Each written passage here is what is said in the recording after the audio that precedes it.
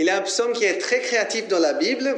Il a été fait en format acrostiche. Je ne sais pas si vous avez déjà essayé de faire ce genre de poème. C'est quand on prend par exemple la lettre de notre prénom, on l'écrit dans l'horizontale, dans la verticale, pardon. Et après, dans l'horizontale, chaque lettre, on écrit un vers pour faire un poème. Et il y a un psaume qui a été fait comme ça, en acrostiche, justement. Bravo. Mais il n'a pas utilisé le prénom de la fille qu'il aimait ou son propre prénom. Il a utilisé les lettres de l'alphabet pour faire ce poème en acrostiche. Ouais, il y a 22 lettres dans l'alphabet hébreu. Donc si avec chaque lettre, on écrivait seulement une ligne, ça serait déjà un poème assez grand, avec 22 lignes. Mais lui, il ne s'est pas arrêté là. Pour chaque lettre, il a écrit toute une strophe. Donc pour la lettre A de l'alphabet hébreu, il a écrit toute une strophe. Après pour la lettre B, toute une strophe. Donc vous pouvez imaginer la taille de ce psaume. Et en effet, c'est le psaume et le chapitre le plus long de la Bible, avec 176 versets. Mais le plus intéressant, c'est sur quoi il parle dans ce psaume. Qu'est-ce qu'il voulait exprimer avec tous ces mots, un poème si grand comme celui-là? Dans la Bible, il y a des poèmes où un homme écrit pour une femme. Il y en a ça dans la Bible. Et il y aurait beaucoup à dire là-dessus, sur l'amour entre un homme et une femme, mais ce n'est pas le but de ce poème-là. Dans la Bible, il y a aussi des poèmes pour louer Dieu, ce qu'il est, qu'est-ce qu'il a fait. Il y aurait aussi beaucoup à dire à propos de ça, mais ce n'est pas le sujet de ce poème non plus. Dans la Bible, il y a aussi des poèmes prières, des poèmes pour prier à Dieu, où l'auteur dit comment il se sent et qu'il demande des choses à Dieu. Ça pourrait être aussi un poème sur ça, mais ce n'est pas le cas de ce poème non plus. L'objectif principal de ce poème, c'est exprimer le plaisir que l'auteur a de lire sa Bible. Voilà. Le chapitre le plus long de la Bible est sur le plaisir d'apprendre avec elle, de pratiquer ce qu'elle dit. 176 versets pour dire ça. Et l'auteur commence comme ça. Heureux ceux dont la conduite est intègre, ceux qui marchent suivant la loi de l'Éternel. Heureux ceux qui gardent ses instructions, qui le cherchent de tout leur cœur. La joie. En fait, c'est la joie, le sentiment qui va marquer tout ce chapitre. Vous avez déjà entendu, ou peut-être vous avez déjà eu l'impression que la religion, c'est accablant, c'est pesant, c'est tout plein de règles à suivre. Eh bien, pas pour lui alors. Ce n'est pas l'expérience que lui, il a eue en lisant la Bible. Lui, il considère heureux celui qui cherche Dieu au travers de la Bible. Celui qui garde ce qu'il a appris. Celui qui apprend et qui met en pratique ce qu'il découvre. Celui qui marche suivant la loi de l'Éternel. La première question qu'on peut se poser, c'est pourquoi la Bible? Pourquoi pas le Coran ou l'Art du bonheur de Confucius? C'est aussi des écrits de sagesse. Pour devenir membre de l'armée du salut, on signe un article de foi et on dit que nous croyons que les écritures de l'Ancien et du Nouveau Testament ont été données par l'inspiration de Dieu et qui, elle seule, constitue la règle divine de la foi et de la vie chrétienne. On affirme ça, que c'est que la Bible qui constitue la règle divine de foi et de vie chrétienne. Mais pourquoi la Bible? D'où vient l'autorité de la Bible? Ça, c'est important. Parce que baser sa vie sur quelque chose qui n'a pas vraiment une autorité, c'est pas très efficace. Mais pour nous, les chrétiens, l'autorité principale vient de Jésus. Jésus, il avait seulement une partie de notre Bible. Il n'avait pas toute la Bible qu'on a. Il avait juste la partie, avant qu'il soit né, quoi. L'Ancien Testament. C'est ce qu'on appelle l'Ancien Testament. Donc, c'était seulement les 3 parties qu'on a vues la semaine passée avec Daniel. C'était la loi, c'était les prophètes et c'était les autres écrits. C'est ça qui avait été écrit à l'époque où Jésus est venu sur terre. C'est ce qu'on appelle l'Ancien Testament, justement. Et Jésus, il a utilisé ces passages-là pour sa vie. Il a utilisé la Bible pour sa propre vie de foi, comme par exemple quand il est tenté et il cite des passages de la Bible pour se défendre et pour ne pas pécher. Il a utilisé la Bible pour enseigner, comme quand il prend un des passages de l'Ancien Testament pour dire quel est le commandement le plus important pour tout être humain. Il reprend un passage de la Bible pour expliquer. Et il l'a utilisé pour prouver aussi qui il était. Il a pris des textes de la Bible pour prouver qui il était. 2 de ces passages remarquables, c'est une fois quand il était en discussion avec les religieux de l'époque, et il leur dit comme ça: alors, comment se fait-il que David, parlant sous l'inspiration de l'Esprit de Dieu, l'appelle Seigneur? Donc, c'est toute une réponse qu'il donne à un leader religieux, mais je voudrais juste reprendre qu'il croyait que David était inspiré par l'Esprit de Dieu pour écrire. Jésus, il croyait en ça. Il croyait que David avait été inspiré par l'Esprit de Dieu pour écrire des psaumes, par exemple. Il ne considérait pas un livre comme les autres, Jésus. Il considérait que c'était guidé par Dieu lui-même. Un autre passage, après sa résurrection, il rencontre 2 des disciples qui avaient de la peine à croire pourquoi, si Jésus était vraiment Dieu, pourquoi il a dû mourir, pourquoi il a dû souffrir toutes ces choses. Et puis il les rencontre dans un chemin, 2 de ses disciples, mais les disciples ne le reconnaissent pas. Et puis, alors, il croyait tellement à l'inspiration de la Bible qu'il a dit, il leur expliqua ce qui était dit à son sujet dans l'ensemble des Écritures, en commençant par les livres de Moïse et en continuant par tous les livres des prophètes. Donc Jésus a expliqué dans toute la Bible, comme toute la Bible pointait vers lui. Toute la Bible de l'Ancien Testament disait, regarde, c'est Jésus, il devrait souffrir, il devait ressusciter aussi des morts. Puis Jésus a pris ça pour prouver qui il était. Et finalement, il a dit aussi ça: ne pensez pas que je suis venu pour supprimer la loi de Moïse ou l'enseignement des prophètes. Je ne suis pas venu pour les supprimer, mais pour leur donner tout leur sens. Je vous le dis, c'est la vérité. Tant que le ciel et la terre dureront, on ne supprimera rien de la loi. On ne supprimera ni la plus petite lettre, ni le plus petit détail, et cela jusqu'à la fin du monde. Voilà. Ça, c'était Jésus. Et maintenant, quand on retourne à notre psaume, le psaume 119, on voit que l'auteur, lui aussi, il avait la certitude que c'est Dieu qui se révèle dans la Bible. Il a dit, « Toi, Seigneur, tu as révélé tes exigences pour qu'on les respecte avec soin. Tu as révélé tes exigences. » Il croyait que la Bible était révélée par Dieu. C'est pour ça qu'elle avait son autorité. Donc, si tu te demandes pourquoi on peut se baser sur la Bible pour notre foi, je dirais que c'est d'abord parce que Jésus se basait sur elle, lui-même. Donc, sur lui, on peut faire confiance. Et si Jésus se basait sur elle, c'est parce que Dieu s'est révélé et il continue à se révéler à travers la Bible. C'est pour ça qu'on peut se baser sur elle. C'est pas un livre comme les autres.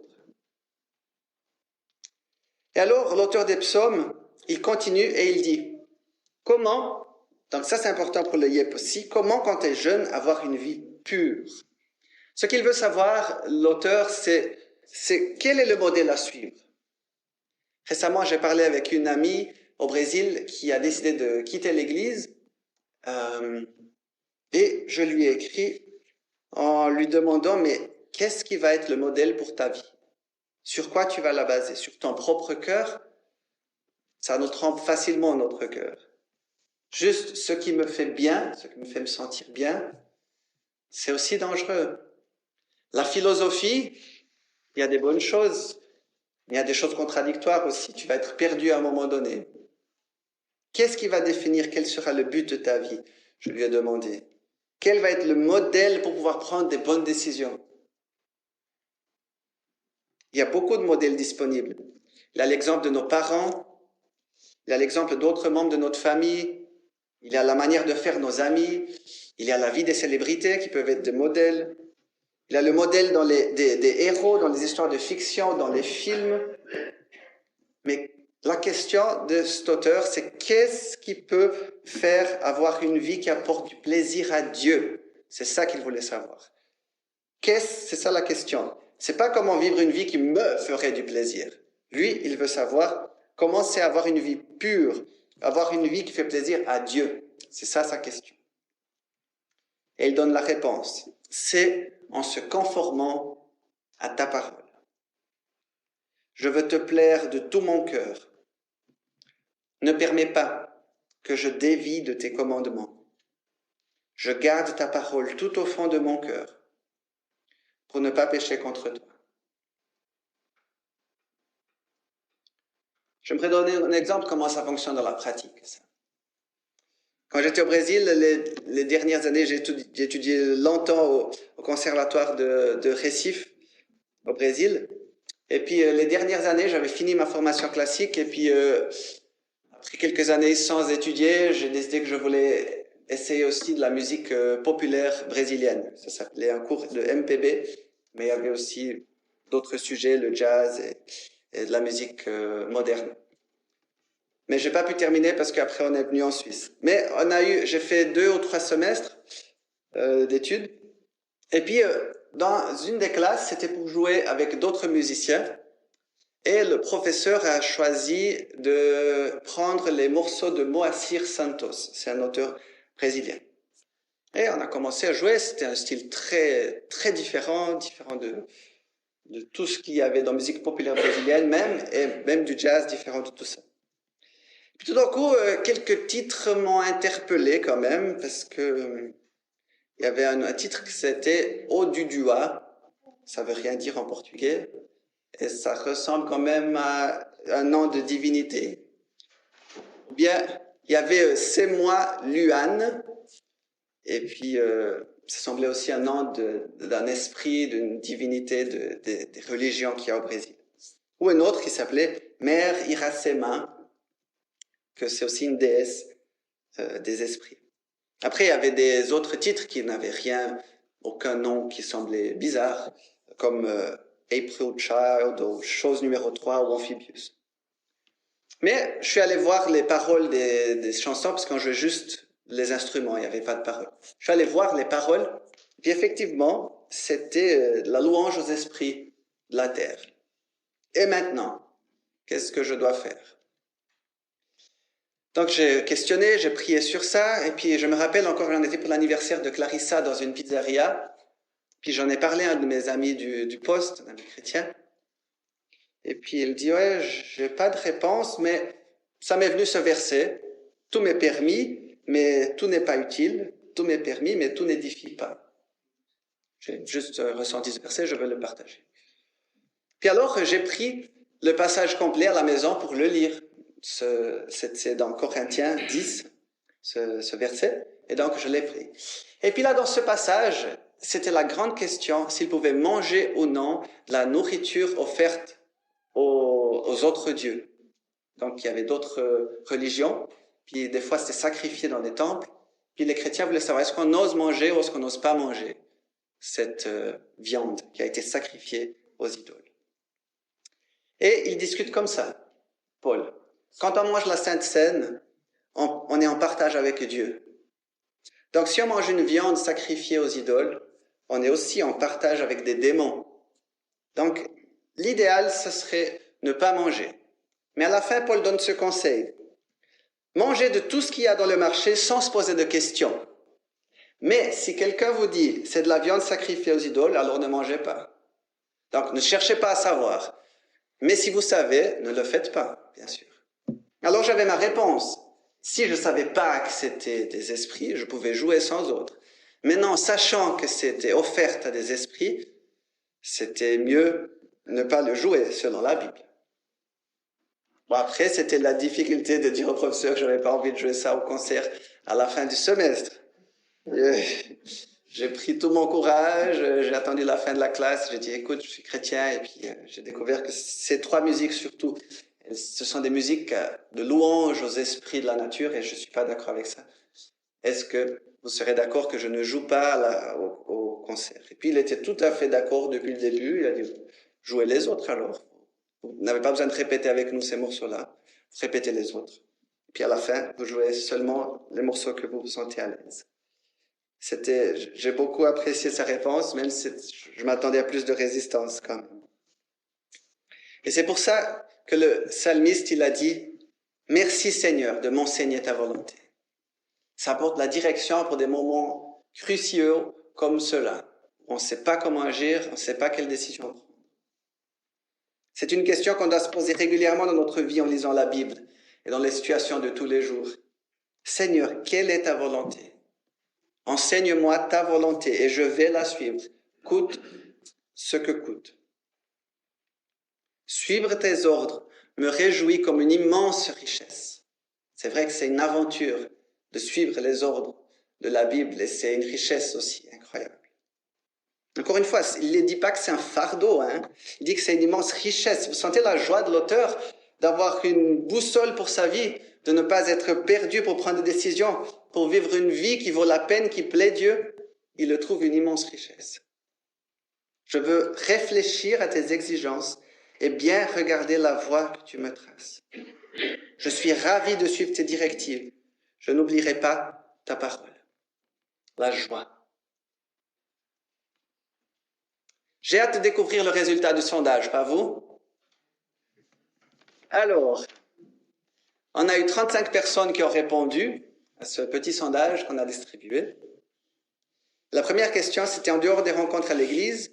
Je lis un passage de la Bible. Donc, des 35 personnes, 22 ont dit, sauf exception, tous les jours. Ça fait 62%. Je viens de calculer. Non, ils ont calculé. 6 ont dit qu'à peu près 3 fois par semaine. Ça fait 17%. 2, environ 4 fois par mois, 5%. Et 5 personnes ont écrit presque jamais, ça fait 14%. Et la deuxième question, quand je lis la Bible, cela me renouvelle et m'inspire. 30 personnes ont répondu la plupart du temps. Ça fait 30 des 35, ça fait 85%. 4 personnes ont dit parfois et une personne a dit presque jamais. Merci pour votre honnêteté. Je suis très encouragé par le résultat de ce sondage. En tout cas, j'espère que la surexcitation de l'auteur de ce psaume pour la Bible vous encourage aussi à faire de la lecture de la Bible une pratique régulière. Et j'aimerais, pour terminer, reprendre les conseils de Daniel Glore qu'il a donné la semaine dernière. Mais au tout début, j'ajoute un conseil qu'il a oublié. Et j'imagine qu'il le fait. C'est pas spirituel, c'est très humain. Mais pour prendre un temps pour lire la Bible, je vous conseille de prendre un café au lait.